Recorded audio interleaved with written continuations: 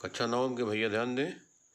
Exercise 5.1 question number 3 लिखा गया है, नीचे दी हुई अवधारणाओं पर विचार कीजिए। नंबर फर्स्ट, दो भिन्न बिंदु ए और बी दिए रहने पर, एक तीसरा बिंदु सी ऐसा विद्यमान है जो ए और बी के बीच स्थित होता है। सेकंड नंबर, यहाँ कम से कम ऐसे 3 बिंदु विद्यमान हैं कि वे एक रेखा पर स्थित नहीं हैं। क्या इन अवधारणाओं में कोई अपरिभाषित शब्द है? Question mark.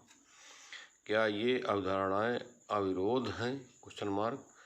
क्या ये यूक्लिड की अवधारणाओं से प्राप्त होती हैं? Question mark. स्पष्ट कीजिए। ये आपका प्रश्न है, किताब में आपके लिखा गया है। अब रही बात, चूँकि ये थ्योरेटिकल क्वेश्चन है ना, इसको थोड़ा से लिखना पड़ेगा। इसे आप ठीक से पढ़ेंगे, ईमानदारी से लिखेंगे, फेयर कर लेंगे, है ना, कई बार पढ़ेंगे तभी आपको बात समझ में आएगी। ठीक है, तो ये कार्य आपको सब अपने घर में ईमानदारी से करना है और फेयर में लिख लेना है। अब कैसे इस प्रश्न का उत्तर देंगे, देखिए हमने लिखा है, दिया है उत्तर।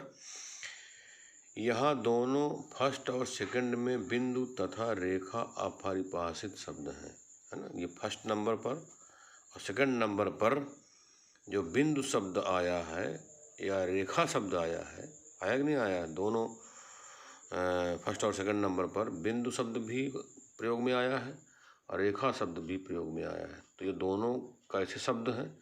अपरिभाषित शब्द हैं।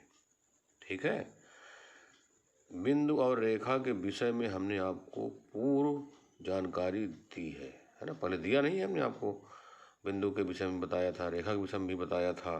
ठीक है, फिर भी बिंदु की थोड़ा चर्चा कर लेते हैं।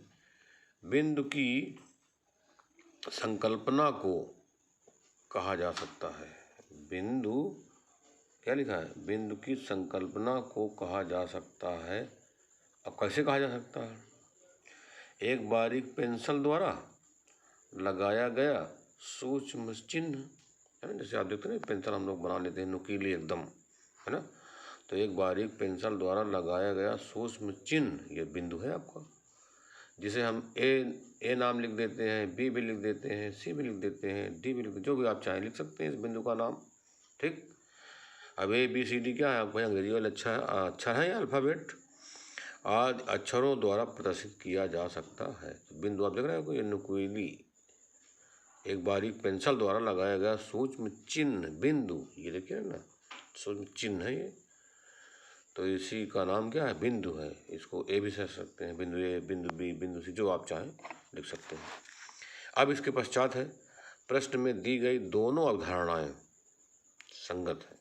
ये जो फर्स्ट नंबर सेकंड नंबर पर जो अवधारणाएं लिखी गई हैं क्वेश्चन में, ये दोनों क्या है? संगत हैं, क्योंकि दोनों में स्थितियां क्या हैं? अलग अलग हैं। क्योंकि दोनों की स्थितियां क्या हैं? अलग अलग हैं, इसीलिए प्रश्न में दी गई दोनों अवधारणाएं क्या हैं? संगत है। फर्स्ट नंबर में कथन दिया है कि दोनों बिंदु ए कामा बी हैं, इनके बीच एक बिंदु सी है जो निम्न प्रकार से प्रदर्शित किए जा सकते हैं। देखो ना, एक बिंदु ए हो गया ए, एक हो गया बी, और एक बिंदु ए और बी के बीच में क्या है? सी। ठीक, तो आप देख रहे हो ना कि कथन दिया है, फर्स्ट नंबर पर जो कथन लिखा गया है, लिखा नहीं है दो बिंदु ए व बी हैं, इनके बीच एक बिंदु सी है। तो इसको आप कैसे प्रदर्शित कर सकते हैं? आप देख रहे हो ना, हमने इस प्रकार प्रदर्शित करके दिखाया है। सेकंड नंबर पर जो दिया गया कथन है, 3 बिंदु ए बी और सी हैं जो कि एक रेखा पर स्थित नहीं है। ठीक, अब निम्न प्रकार से प्रदर्शित किए जा सकते हैं, है ना। एक बिंदु ये है, एक बिंदु बी है, ए और बी तो बिंदु हैं, तो 2 बिंदुओं से तो आप एक रेखा खींच सकते हो। 2 बिंदुओं से होकर जाने वाली कितनी रेखाएं होती हैं? केवल एक होती हैं। अब बिंदु सी क्या है भाई? इस रेखा पर स्थित नहीं है ना, अलग है ये, तो देख रहे हो ना। तो जब इनको मिलाएंगे आप तो क्या बन जाएगा? एक प्रकार से त्रिभुज बन गया।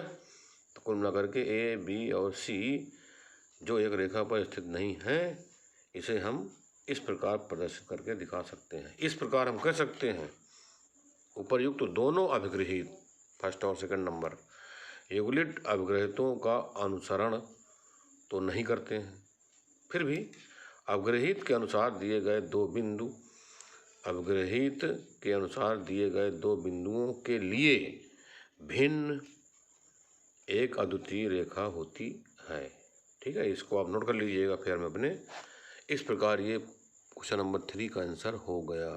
ठीक है, अब आप कहोगे आचार्य जी हमको समझ में कम आया, तो आप जब इसको कई बार पढ़ेंगे, इसलिए हमने लिख दिया है पूरी बात, तब आपको अच्छी प्रकार से समझ में आएगा, है ना।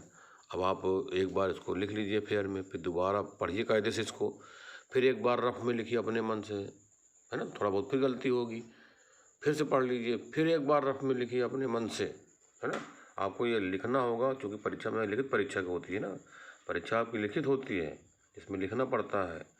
तो इस प्रश्न का उत्तर आप कैसे लिखित देंगे ये आपको प्रैक्टिस करना पड़ेगा, तभी आएगा ये। ठीक है, अब आपका क्वेश्चन नंबर 4 है।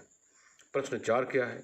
यदि दो बिंदुओं ए और बी के बीच एक बिंदु सी ऐसा स्थित है कि ए सी बराबर बी सी है, तो सिद्ध कीजिए कि ए सी बराबर 1/2 ए बी है। एक आकृति खींचकर इसे स्पष्ट कीजिए। तो प्रश्न को हमने पढ़ दिया, अब इस प्रश्न को क्या करना है? हल भी करना पड़ेगा। ठीक है, तो हल करने के लिए फिर बताया जाएगा बस।